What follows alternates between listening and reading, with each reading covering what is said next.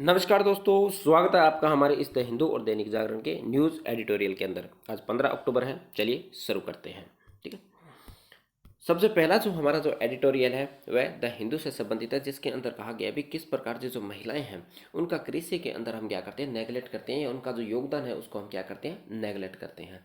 साथ ही साथ जो पशुपालन है उसके अंदर भी जो महिलाओं का जो योगदान है वह कितना महत्वपूर्ण हो जाता है।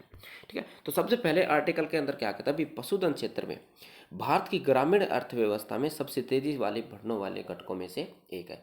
यानी जो ग्रामीण क्षेत्र के अंदर जितने भी जो अर्थव्यवस्था को बढ़ाने वाले क्षेत्र है उसमें से सबसे तेज बढ़ने वाले क्षेत्रों में से ये क्या है, एक है। ठीक है। जिसका वर्ष 2018-2019 में राष्ट्रीय आय में कितना योगदान था, 5% योगदान था, और लगभग जीडीपी में इसका कितना, लगभग 28% योगदान था। ठीक है। तो हम देख सकते हैं भी कितना महत्वपूर्ण क्षेत्र ये हमारे लिए हो जाता है। और साथ ही साथ इसके अंदर जो महिलाओं की भागीदारी है, तो हम कह सकते हैं भी महिलाओं की अर्थव्यवस्था के अंदर कितनी महत्वपूर्ण भागीदारी है। ठीक है। साथ ही साथ अभी जो ग्रामीण महिलाओं के लिए जो अंतर्राष्ट्रीय दिवस बनाया जा रहा है 15 अगस्त को, पर हमें पशुपालन में महिलाओं की भूमिका को पहचानने की क्या है, आवश्यकता है। और साथ ही साथ पशु विकास में सभी पहलुओं में महिलाओं को शामिल किए जाने की भी आवश्यकता है।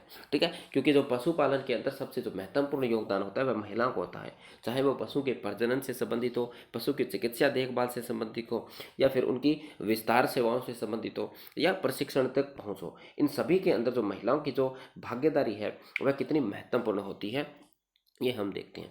यह व्यापक रूप से मान्यता है कि ग्रामीण के क्षेत्रों में अधिकांश महिला श्रमिक कितनी 72% ऐसी महिलाएं हैं जो कृषि क्षेत्र में कार्यरत है। यानी ऐसी महिलाएं, यानी जो 72% जो ग्रामीण क्षेत्रों के अंदर ऐसी महिलाएं जो कृषि के अंदर कार्यरत है। साथ ही साथ जो महिलाएं कृषि के अंदर कार्यरत है वह पशुपालन के अंदर भी क्या है, कार्यरत है। ठीक है। आगे कहता है वर्ष 2013 की राष्ट्रीय पशुधन नीति, जिसका उद्देश्य पशु उत्पादन उत्पादकता को स्थायी तरीके से बढ़ाना था। आंकड़ों के अनुसार पशु क्षेत्र के अंदर 70% श्रम का महिलाओं से आता है। ठीक है। तो ये जो आंकड़े हैं वह भी बताते हैं भी जो महिलाओं का जो योगदान है पशुधन के अंदर कितना महत्वपूर्ण हो जाता है। ठीक है। तो इसलिए हमें जो महिलाओं का जो विकास है वह कितना हमारे लिए महत्वपूर्ण हो जाता है। ठीक है। साथ ही साथ कहता है कि 2020 से 2022 के दौरान लगभग 15 लाख नए किसान क्रेडिट कार्ड, जिसे केसीसी योजना के तहत पशु किसानों को प्रदान किए गए थे। यानी कितने, 15 लाख नए केसीसी कार्ड प्रदान किए गए थे।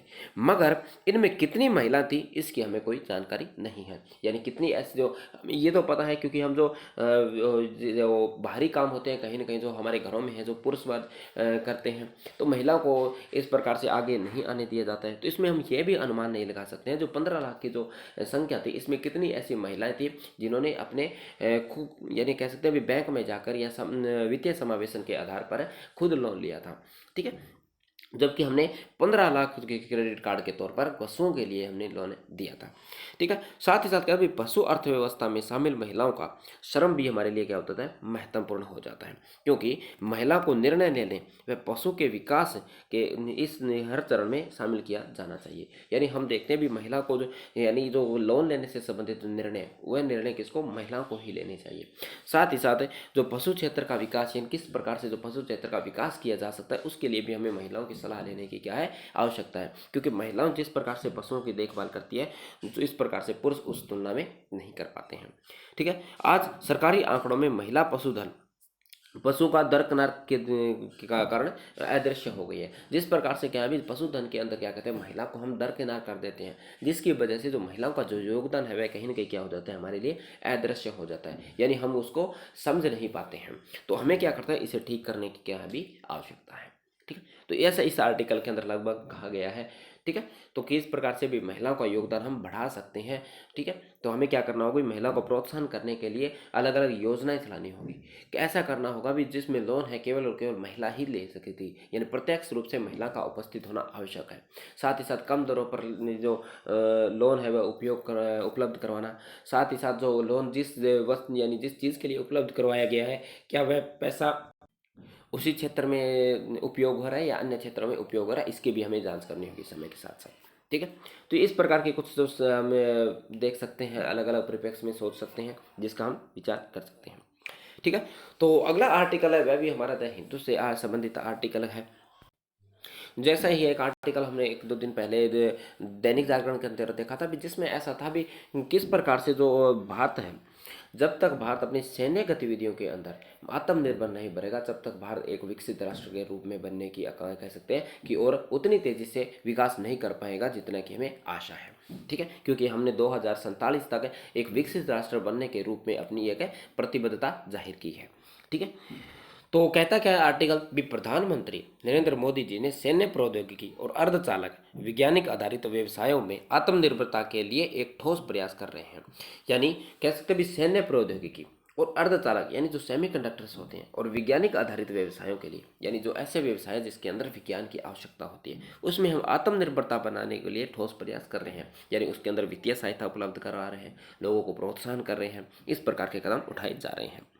भारत को आगामी 25 वर्षों में एक विकसित राष्ट्र बनने के लिए भारत को कुछ क्षेत्रों में विश्व स्तरीय और गहरी तकनीकी क्षमताओं का निर्माण करने की क्या है, हमें आवश्यकता है।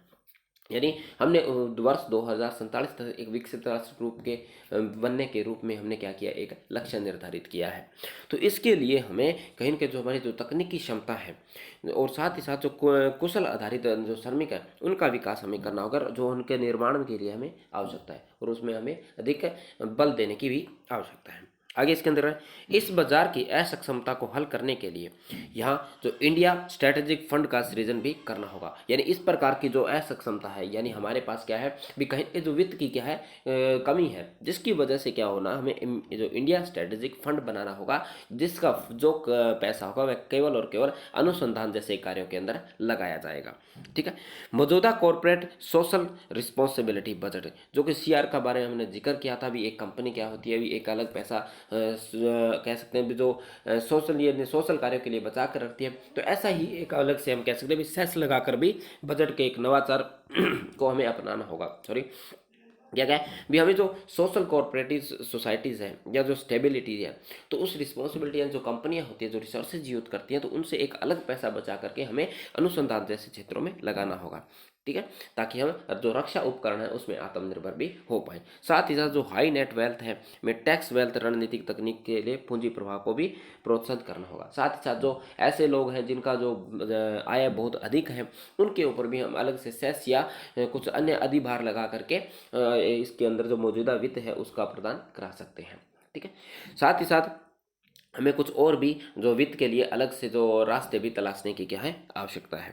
इसके अंदर क्या भी 4 मौजूदा प्रौद्योगिकी कौन कौन सी, एक तो अर्धचालक जिसको हम सेमीकंडक्टर्स बोलते हैं, एक 5G तकनीक जिसका हाल ही के अंदर भारत ने क्या किया है, शुभारंभ किया है, जैव वैज्ञानिक तकनीक है, स्वायत्तता के प्रति क्रांतिका लाने का कार्य करना होगा। तो ये 4 प्रौद्योगिकी जिसके अंदर हमें कार्य करना होगा, सेमीकंडक्टर के अंदर, 5G के अंदर, जैव विविधता के अंदर, साथ ही साथ जो आर्टिफिशियल इंटेलिजेंस है उनके अंदर भी हमें क्या करना होगा, कार्य करना होगा।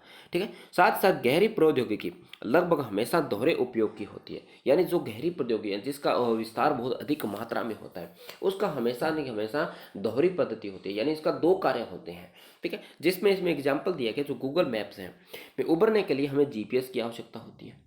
तो जहां हम जीपीएस का उपयोग सार्वजनिक तौर पर करते हैं, वहीं पर इसका जो उपयोग है वह कहीं के जो लड़ाकू जेट विमान होते हैं उनके लिए भी उनका उपयोग किया जाता है।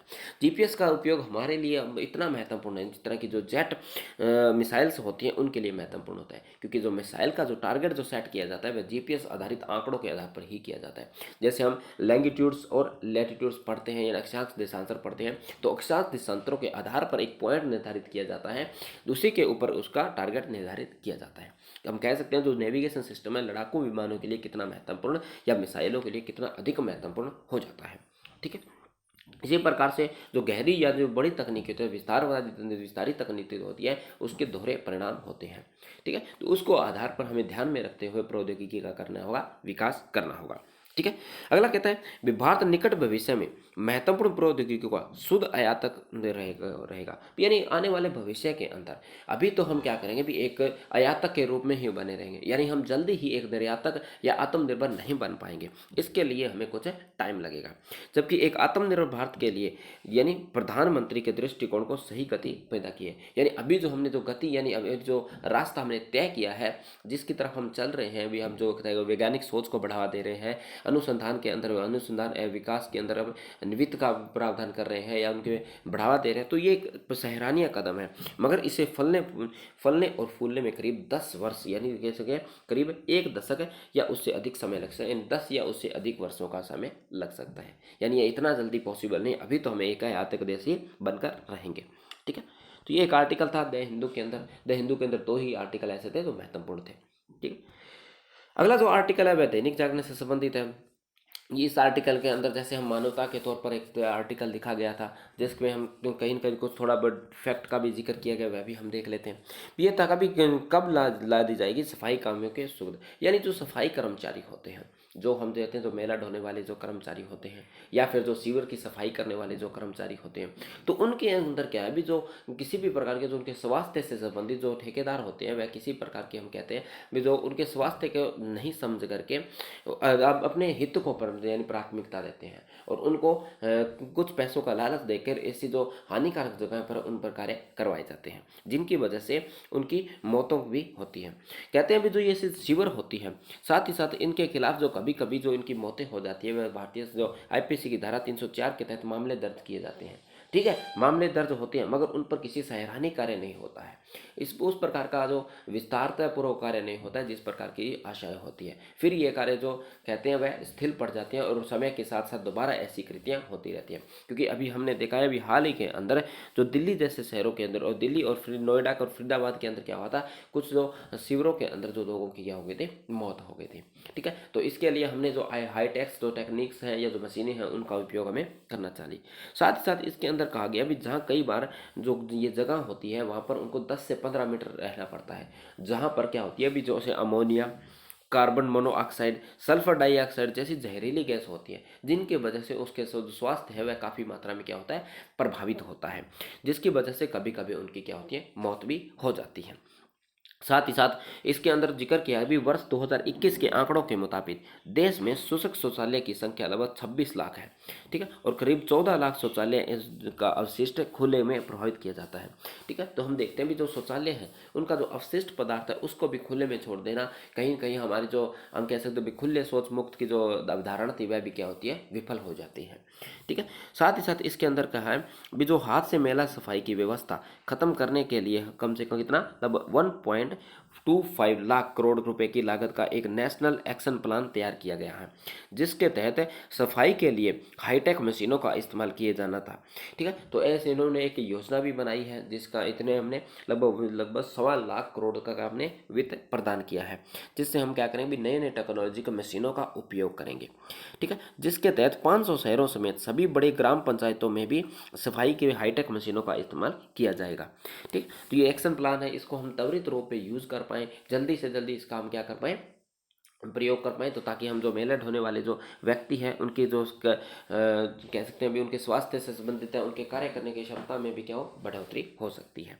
ठीक है, साथ ही साथ इसके अंदर लेकिन जो राष्ट्रीय सफाई कर्मचारी आयोग के आंकड़े के मुताबिक भी कहा गया है भी कि कहानी कुछ और ही बताती है। अभी जो बात है वह कुछ अलग बताती है। उसके अंदर कहा भी जो संसद में भी की गई जानकारी के अवसर पर जो संसद में दिए गए आंकड़ों के अनुसार लगभग 350 लोगों की लगभग शिविरों के दौरान मौत हुई है, मगर वास्तविक तौर पर कहा जा रहा है भी ये जो आंकड़ा है वह काफ़ी अधिक है। ठीक है, तो इसी अंदर कहा भी जो शुष्क शौचालय के निर्माण व रोकथाम कानून भी है और यह प्राथमिक और जो प्रशासनिक उदारता के चलते इसका कोई असर दिखाई नहीं दे रहा है, और यही कारण है कि तमाम सख्त कानूनों के बाद भी ऐसे कार्यों में संलिप्त ठेकेदार गिरफ्तारी की खबरें मुश्किल ही हमें मिलती है। यानी हम कहते हैं भी जिस प्रकार से जो ये कानून है इनकी जो प्रयोगमता में स्थिरता पाई जाती है, जिसके कारण भी जो इस प्रकार के जो ठेकेदार है वह क्या करते हैं भी कई कुछ पैसे या कुछ मादक पदार्थों का लालच दे करके उनको क्या किया जाता है, ऐसे कार्यों के लिए मजबूर किया जाता है या उनको विवश किया जाता है, और जिससे क्या होता है उनके जो घातक बीमारियां हैं उनको से हमें जो उनके स्वास्थ्य भी क्या होता है उनसे प्रभावित होता है। ठीक है, तो ऐसा ही एक अगला जो आर्टिकल है वह भी हमारा दैनिक जागरण से संबंधित आर्टिकल है, जिसके अंदर का भी जो शनि ग्रह है उसका एक उपग्रह है, सबसे उपग्रह है जिसका नाम है टाइटन। ठीक है, कागज में जो टाइटन पर जो जीवन से संबंधित जो साक्ष्य हैं या जो कह सकते परिस्थितियां वह सबसे अनुकूल परिस्थितियां, क्योंकि वहां पर जीवन हो सकता है, क्योंकि वहां पर पृथ्वी के समान तरल जल उपलब्ध है, वहाँ पर पहाड़ उपलब्ध हैं, ठीक है, और वहाँ पर जो वातावरण भी है, वहाँ पे बिजलियाँ भी चमक रही है। तो इसकी वजह से ये अनुमान लगाया जा रहा है भी वहाँ पर जीवन हो सकता है या जीवन पनपने की यानी कि हो सकती है वहाँ पर स्थितियाँ या परिस्थितियाँ हो सकती है। साथ ही साथ ऐसी जो स्थिति थी भूतकाल के अंदर, पृथ्वी के अंदर भी ऐसी स्थिति थी। साथ ही साथ यहाँ पर जो मीथेन है, तरल अवस्था में मीथेन का भी हमें क्या मौजूदगी मिली है, क्योंकि ये अभी अनुमान लगाया जा रहा है। तो इसके अंदर कहा जा रहा है अभी जो टाइफोन पर जीवन की अनुसंभावना को पड़ताल करने के लिए नासा द्वारा एक ड्रैगन फ्लाई नाम का एक मिशन भेजा जाएगा। कब भेजा जाएगा? ये भेजा जाएगा 2027 के अंदर, ठीक है। और ये कब टाइफोन पर कब पहुंचेगा? ये लगभग ये पहुंचेगा 2034 के अंदर, जो क्या करेगा उसकी सतह पर और उसके वातावरण की अच्छे से समीक्षा करेगा, और जिससे ये पता लगाया जा सकेगा भाई कितनी ये अनुकूल परिस्थितियाँ इस पर रहने लायक, ठीक है। साथ ही साथ ये जो तस्वीर ली गई है जिससे इस बात का हमें पता चला है भी वहाँ पर क्या है भी पृथ्वी जैसी स्थिति है। ये एक है जो कैसिन मिशन है द्वारा ली गई जो रेडार की जो तस्वीर है उससे हमें इस बात का क्या चला है पता चला है, जिससे जो लैंडिंग साइट पर विस्तृत नक्शा भी मिला है, जिसकी जो हमने तस्वीरें ले गई थी उस तस्वीरों को मिलाकर एक नक्शा बनाया था, जिससे हमने वहाँ पर जो टूटे फूटे जो बर्फीले पहाड़ थे या वहाँ की जो नदियाँ थी उनका एक क्या किया अनुमान हमने लगाया है। साथ ही साथ उसके वातावरण या उन पर बनने वाले जो बादल थे या जो बिजलियाँ चमकने वाली थी, तो उन जैसी चीज़ों का भी हमने इसमें क्या लगाया अनुमान लगाया है। साथ ही साथ इसमें जो मोटे तौर पर वायुमंडल में जो हाइड्रोजन की मौजूदगी भी बताई गई है, यानी यहाँ का जो वातावरण है उसके अंदर की जो हाइड्रोजन की मौजूदगी भी है, और कई बार वह तरल मीथेन का जो बारिश भी होती है। बस यही चीज़ें वहाँ पर क्या होती है तैर, लेकिन कई स्थानों पर धरती के रेगिस्तान जैसे भी हैं, यानी ऐसे स्थान भी है जो भारत जैसे हमारे यहाँ रेगिस्तान है उसमें भी वहाँ पर क्या है ऐसे रेगिस्तान है, और जो ये मिशन उतरेगा वह भी कहाँ उतरेगा? इस रेगिस्तान क्षेत्र के अंदर ही उतरेगा, और वहाँ से क्या करेगा इसका विश्लेषण करेगा, ठीक है। नासा के जो कैसियन मिशन के दौरान ऐसे संकेत मिले हैं भी टाइफन पर कुछ ऐसे कार्बनिक पदार्थ मौजूद हैं जिन्हें जीवन के लिए अति जरूरी समझा जाता है, और यान 175 किलोमीटर की उड़ान भरेगा, और यह दूरी जो मंगल के जो हमारा जो मंगल ग्रह के अभी तक भेजे गए समस्त रोवरों में से सबसे यानी दूरी है उसकी दुगनी दूरी का एक मिशन होगा, ठीक है। तो ऐसे जैसे कैसन मिशन जैसे अन्य मिशन है जिनके द्वारा हम और अधिक जानकारियां प्राप्त करके जो आने वाला जो ये मिशन है इसको हम सफल बना सकते हैं, और अधिक जानकारी के लिए हमें और आंकड़ों की क्या होगी आवश्यकता होगी, ठीक है। तो ये एक आर्टिकल था जो टाइफन के बारे में, क्योंकि ये प्री के बारे में क्योंकि पूछा जा सकता है, साथ ही साथ मेंस के अंदर आप एक एग्जाम्पल के तौर पर लिख भी सकते हैं, ठीक है। अगला जो हमारा आर्टिकल है वह भी हमारा दैनिक जागरण से संबंधित आर्टिकल है, जिसका भी आवश्यक अनुरूप हमें कौशल विकास की क्या है हमें आवश्यकता है, ठीक है। जिस प्रकार से हम देखते हैं कि जो भारत के अंदर क्या है भी जो लोग हैं उनके अंदर जो नौकरी के प्रति जिस प्रकार का रुझान है उसमें जो कौशल युवा है यानी जो स्किल संबंधित जो युवा है उसमें क्या आ रही है कमी आ रही है, ठीक है। साथ ही साथ इसमें इसमें एग्जाम्पल दिया गया जो 2015 के अंदर जो प्रधानमंत्री कौशल विकास योजना का शुरू की गई थी, जिसके अंदर क्या था भी 2022 तक क्या करना था भी 40 करोड़ से अधिक लोगों को क्या करता विभिन्न विभिन्न क्षेत्रों के अंदर क्या करना था उनको प्रशिक्षित करना था या उनको रोजगार उपलब्ध करवाना था, या उनको कौशल विकास करके उनको रोजगार उपलब्ध करवाना था, ठीक है। साथ ही साथ वर्तमान में भी इसका तीसरा चरण चल रहा है जो उद्योग 4.0 के नाम से चल रहा है, जिसके अंदर क्या है भी लोगों को अन्य अन्य क्षेत्रों के अंदर कौशल विकास के अंदर उनको क्या करना है सक्षम बनाना है, ठीक है। साथ ही साथ इसके अंदर क्या है भी जो बदलते स्वरूप के कौशल का विकास, इस आर्टिकल के अंदर क्या है भी जिस प्रकार से वर्तमान स्थितियां बदलती जा रही है, नई नई टेक्नोलॉजीज आ रही है, तो उसके हिसाब से क्या करना होगा हमें जो युवा है उनके अंदर कौशल का भी क्या करना होगा विकास करना होगा, ठीक है। साथ ही साथ जिस प्रकार से हम देखते हैं 5D टेक्नोलॉजी है, आर्टिफिशियल इंटेलिजेंस है, इस प्रकार की अगर टेक्नोलॉजियाँ आ रही है तो जिसकी वजह से जो पूर्व में जो कौशल के से संबंधित जो व्यक्ति थे उनके कौशल के अंदर कमी आ जाएगी, क्योंकि उन्हें आर्टिफिशियल जैसे तकनीक की जानकारी नहीं होगी, तो हमें क्या करना होगा उन तकनीक को भी हमें क्या करना होगा विकास करना होगा। साथ ही साथ इसके जो इंटरनेट है, बायोलॉजिकल्स है, डाटा एनालिसिस है, ई कॉमर्स इत्यादि क्षेत्रों में भी क्रांतिकारी परिवर्तन लाने की क्या है आवश्यकता है, ठीक है। साथ ही साथ इसके अंदर अभी वर्तमान प्रचलित जो नौकरियों का जो भविष्य है वह भी कहीं न कहीं अस्तित्व है, किस प्रकार से लोग भविष्य की तरफ है, भविष्य में भी नौकरियों के नौकरियों तरफ नहीं जा करके कौशल की तरफ जाना ज़्यादा पसंद करेंगे। फिर इसके अंदर कहा गया है भी जो देखते हैं भी जो वर्तमान में जो युवा है क्या वह बाजार की बदलती आवश्यकताओं को देखते हुए अपने कौशल में भी क्या कर सकते हैं, परिवर्तन कर सकते हैं या नहीं, उस पर भी हमें ध्यान केंद्रित करना होगा। साथ ही साथ जो व्यावसायिक चुनौतियां की भी इसके अंदर बात की गई है, भी इसके अंदर कहा गया भी जो कंपनियां हैं उसके पास जो कुशल श्रमिक है उसकी क्या है, कमियां हैं। साथ ही साथ जो कंपनी है वह कुछ इस प्रकार के जो कृत्य भी कर रही है, वह यानी अधिक वेतन न देने की वजह से वह जो कम कौशल व्यक्ति है, उसको भी क्या करती है, यानी धारण करती है, उनको भी क्या करती है, वह एक प्रकार से यानी काम पर रख लेती है, जिसकी वजह से क्या होता है भी वस्तु की जो गुणवत्ता है उसमें क्या होती है, कमी होती है। ठीक है, तो इसलिए हमें जो कौशल के लिए हमें और से युवाओं को अधिक कौशल करना होगा, ताकि हमारे पास उसी जिन कंपनी है वह भी क्या करे, भी कौशल व्यक्ति को ही लेना ज़्यादा पसंद करे।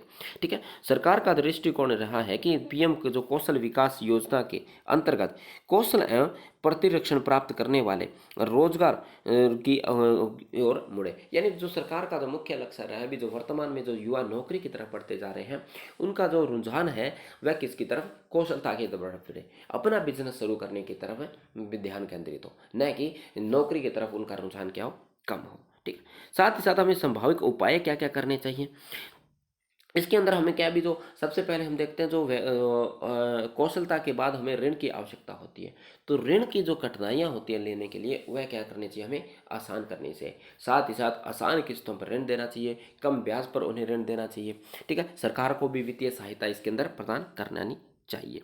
ठीक है, साथ ही साथ जो हम देखते हैं भी किस प्रकार से जो भारत का 90% क्षेत्र सॉरी भारत का जो 90% क्षेत्र है वह क्या, अनौपचारिक क्षेत्र के अंदर है, यानी असंगठित क्षेत्र के अंदर। असंगठित क्षेत्र यानी उसको किसी प्रकार जिसकी हमें क्या है, पूर्णतः जानकारी नहीं है। ठीक है, तो अगर हम नए नए कौशल के, नए नए स्किल के सेंटर खोल देंगे या सेंटर का विकास करेंगे, जिसकी वजह से वह उनका कौशल बढ़ाया जा सके, तो उससे भी हमारी अर्थव्यवस्था को क्या होगा, फायदा होगा। ठीक है, और साथ ही साथ हमारे एक चुनौती का भी जिक्र किया भी, जिस प्रकार जो हमारे जो नौजवान हैं उनको औद्योगिक और सेवाओं क्षेत्र के जरूरी हिसाब से हमें क्या करना करना ढालने की हमें क्या आवश्यकता है, और भविष्य में नौकरियों की जीवन शैली में बदलाव लाने की भी हमें आवश्यकता है। और शैक्षणिक पाठ्यक्रम में भी हमें किस प्रकार के जो कौशल आधारित जो कार्यक्रम है या जो पाठ्यक्रम है उसको शामिल करने की भी क्या है, आवश्यकता है। साथ ही साथ इसके अंदर जो एक जर्मनी का एग्जाम्पल दिया है, भी जर्मनी में क्या है, एक जो जब कहते हैं भी जो छात्र के अंदर होते हैं, जो छात्र समय के अंदर जो ये रेशो होता है 80-20 का। ठीक है, 80-20 के रेशो के हिसाब से यानी 80% आपको क्या किया जाती है, बच्चों को पढ़ाई कराई जाती है और 20% को क्या कराया जाता है, कौशल कराया जाता है। ठीक है, मगर समय के साथ साथ क्या होता है, इस जो पर ये जो रेशो है बदल जाता है, यानी ये समय के साथ साथ आकर 20-80 हो जाता है।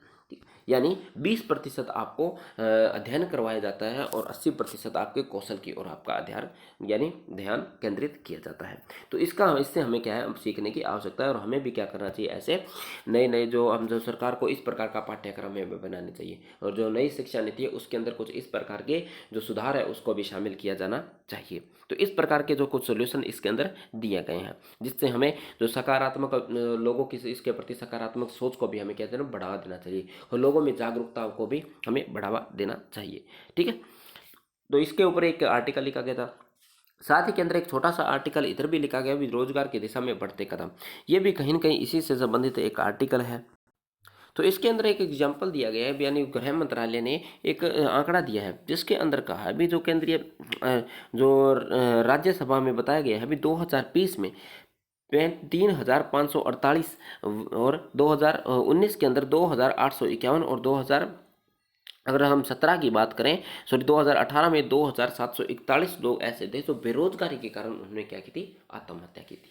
ठीक है, तो ये आत्महत्या किसी भी चीज़ का क्या कहें, इसके अंदर कहा भी सोल्यूशन नहीं है।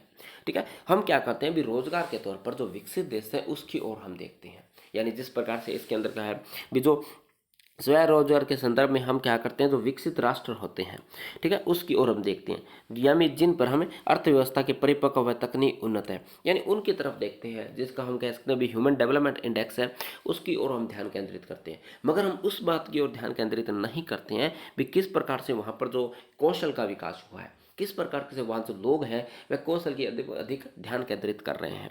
ठीक है, जिसमें अब जैसे अब स्वीडन है, डेनमार्क है, जैसे श्रेष्ठ जो जिनका जो HDI स्कोर है वह काफ़ी हाई रहता है, तो उसकी ओर हम इस बात में ध्यान रखते हैं भी वहाँ के लोग कितने सब यानी उच्च स्तर का जीवन जी रहे हैं। मगर जो भारत है, क्योंकि वहाँ की जनसंख्या भी भारत की तुलना में क्या है, कम है, और वहाँ पर जो कौशल है वह भी अधिक है। साथ ही साथ कहा गया भी उन क्षेत्रों में ज़्यादातर क्या रहती है, सर्दी का माहौल रहता है, इसलिए वह कार्य करने में भी ज़्यादा समय के लिए सक्षम नहीं है। मगर भारत का जो समय है, भारत में हर प्रकार की ऋतुओं में पाई जाती है, ठीक है, जिसमें हम किसी भी ऋतु के अंदर कोई भी कार्य करने में सक्षम होते हैं। तो इसलिए जो हमारे अंदर जो अगर कौशल अधिक मात्रा में होता है तो हम किसी भी समय, हमारी जो जलवायु कुछ इस प्रकार की है भी, हमें जो समय के आधार पर कार्य करने की आवश्यकता नहीं है, हम जिस समय चाहे उस समय कार्य या कौशल प्राप्त कर सकते हैं। इसी के परिप्रेक्ष्य में जो वर्तमान सरकार ने जैसे मेक इन इंडिया कार्यक्रम है, आत्मनिर्भर भारत है, स्टार्टअप इंडिया है, डिजिटल इंडिया जैसे कार्यक्रमों का भी आरंभ किया है, जिसकी वजह से हम क्या करते हैं, जो वैश्विक नवाचार सूचकांक में जो भारत की जो स्थिति भी क्या हुई है, सुधार हुई है, जिसके अंदर 2022 में 40वें स्थान पर था, जो कि 2015 में कितना था, ये 81वें स्थान पर था। भारत ने जो 70,000 से अधिक जो स्टार्टअप भी शुरू किए हैं, और साथ ही साथ 100 से अधिक क्या किए, हमने यूनिकॉर्न का स्थापना भी की है, और हमने 2047 तक लगभग 10,000 यूनिकॉर्न स्थापना करने की क्या लिखा है, लक्ष्य रखा है। साथ ही साथ भारत G7 कंट्रीज है, जो काफ़ी विकसित राष्ट्र है, उसमें भी शामिल होने के लिए हम क्या कर रहे हैं, प्रयास कर रहे हैं। साथ ही साथ भारत G20 का क्या है, हिस्सा है, जो कि विश्व की लगभग 80% से अधिक की GDP यानी जो आर्थिक जो स्थिति है उसका क्या रखती है, प्रतिनिधित्व रखती है। इसी के साथ भी जो चीन है, अमेरिका, इंग्लैंड जैसी अर्थव्यवस्था में भी जो औद्योगिक क्रांति के बाद अर्थव्यवस्था विकसित हुई थी, जिसके अंदर कहीं ना कहीं जो स्वयं रोजगार की स्थिति बनी थी, यानी लोग स्वयं रोजगार की ओर आगे बढ़े थे। तो कहीं ना कहीं जो चीन है वह भी औद्योगिक तभी हुई थी जब लोगों ने स्वयं का व्यापार करने के बारे में सोचा था, स्वयं को कौशल करने के बारे में सोचा था। ठीक है, तो इसी के ऊपर एक ये आर्टिकल लिखा गया था, यही सब बातें इसके अंदर की गई है। ठीक है, तो आज की वीडियो में इतना ही। अगर आपके लिए वीडियो हेल्पफुल होती है तो आप चैनल को सब्सक्राइब कर सकते हैं, साथ ही साथ आप वीडियो को शेयर भी कर सकते हैं। ठीक है, तो मिलते हैं नेक्स्ट वीडियो में।